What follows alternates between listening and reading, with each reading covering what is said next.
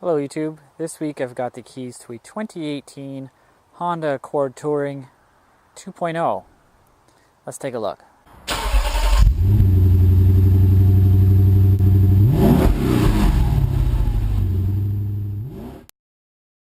So if you check out my channel, I've already got a review of the Accord Touring, which was the 1.5 liter 4-cylinder turbo. This is the 2 liter turbo version.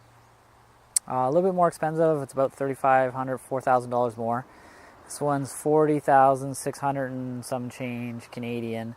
That's with freight and PDI. So let's say 41 grand plus taxes by the time you get out of the dealership. For this car, you've got a 2 liter turbo engine. The CVT is available in the 1.5 liter, but this one actually is a 10-speed automatic transmission, not a CVT in this one. It's got a ton of stuff in it. The Touring model is basically the loaded version, and it's a big car, so a ton of space in it as well. 2 liters got 250 some horsepower, 253 I think it is, and 270, or maybe it's 256, and then anyways 273 pound-feet of torque. So a ton of power. It's about 50 to 60 horsepower and torque more than the 1.5 liter. And it gets similar fuel economy. I'm getting pretty good fuel economy. So you can see here, 2.0T Touring. Pop the trunk here.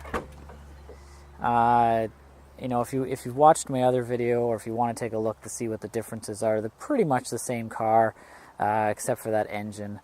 So, you know, gigantic trunk, 60/40 split seats. You fold them down with this button here, or pull on that lever.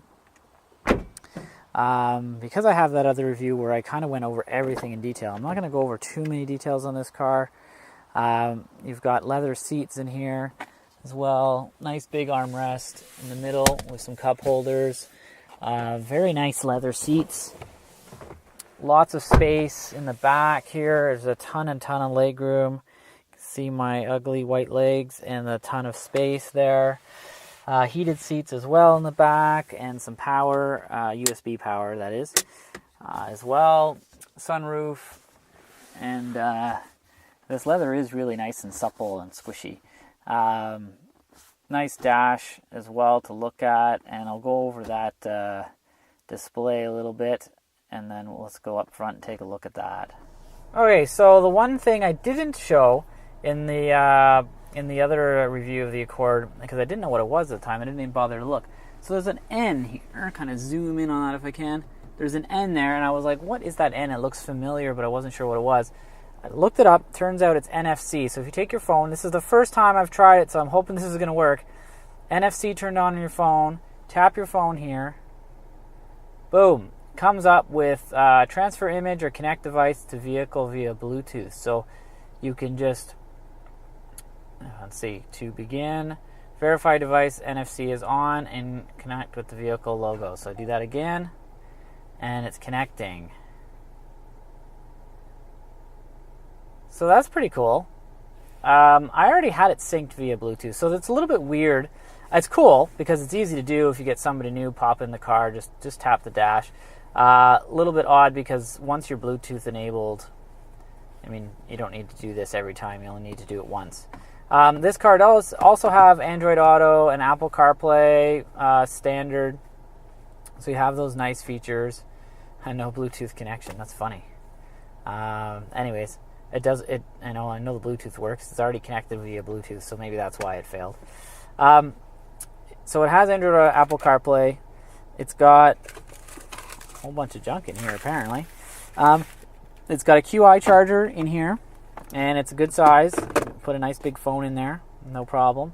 A USB port and another power port in there as well. A couple cup holders, and a nice big storage cabinet here with another USB and another power outlet. So lots of connectivity in this car. It's got an electronic parking brake, sport and eco mode buttons as well for that, and it's got the weird shifter here where you pull back on this for reverse, and then you hit drive and park. And of course, park you don't really need. If you're shutting the car off, you just shut the car off, and then it goes in the park by itself. And there's your start-stop button down there. This is nice and quick to use. It's kind of weird. So Honda went from all touchscreen to kind of combination now. So now we've got hit the home button. It's actually a button, not the dash, the touch screen. So I was hitting the screen for a while, wondering why I wasn't going on. Just force a habit, I think.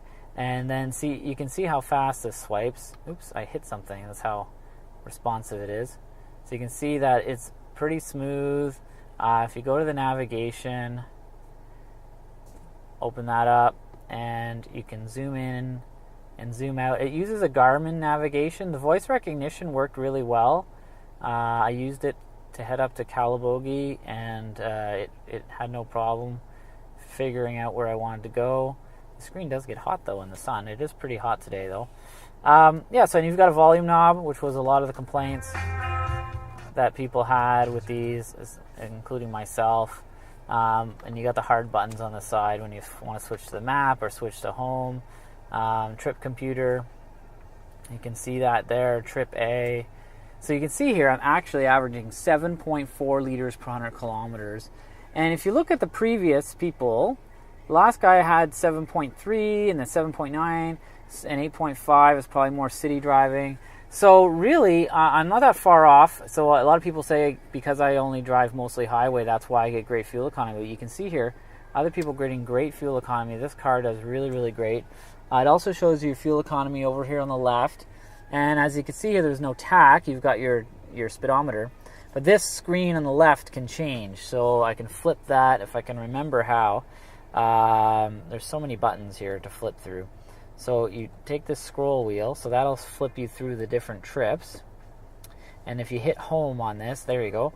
Then this one's in French, but you can flip through this, and I can see it can put the tachometer on, and then now you've got a tach if that's what you want. But you can actually have, you could have your audio there instead, as you can see. So you can kind of customize what the screen has. Steering wheel is also heated, which is nice to have. And you've got lane departure and blind spot monitoring and all that kind of stuff. And you have a head-up display. If the camera sometimes picks up that head-up display, and you can switch the head-up display. I'm switching it now if the camera didn't pick it up. But you can switch it and also have more information on the head-up display as well. Lots of different information on there, tach, speed, and it also shows you the sign, so the current speed on the current road. It's got paddle shifts here for that 10-speed automatic, and you've got a few buttons on the side for different things as well. It's got a heated windshield. It's heated where the wipers sit, so that's kind of nice. And it's got this surround button here, which will give you the lane departure and all those types of information as well. I've got the lane departure off. Collision mitigation is on. And that and the head-up display here, you can switch. You can kind of move it around, make it brighter and dimmer. It was on full bright, yeah, and you can move it up and down as well. I've had that head-up display kind of creaking on me though in the sun, which is kind of annoying. Memory seats, auto down and up for the front windows, but the rears are not auto down or auto up.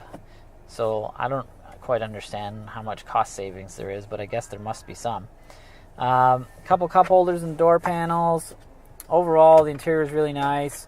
This N, I understand what it's for now, as I showed for the NFC, but it looks kind of weird. It kind of ruins the flow of this dash. I don't know, they could have put it maybe down here or not at all. I don't know if it's really needed. So let's take it for a drive and see what it's like.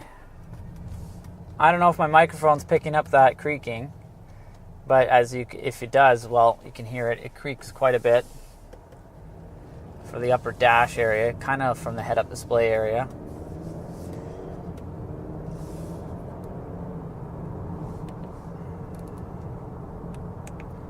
Put this on tach.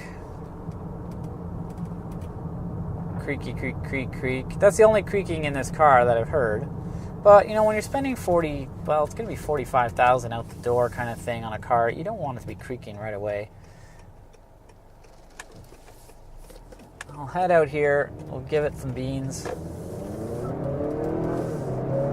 Little tire squeal. A little bit of torque steer, but not much. and 90 kilometers an hour in a couple of seconds. It's really, really quick. For a family sedan, you'll definitely be happy with the amount of power in this car. And if I switch this back to fuel consumption, well, I've bumped it up from 7.4 to 7.6 by sitting idling for a couple of minutes making this video and then kind of stomping on it.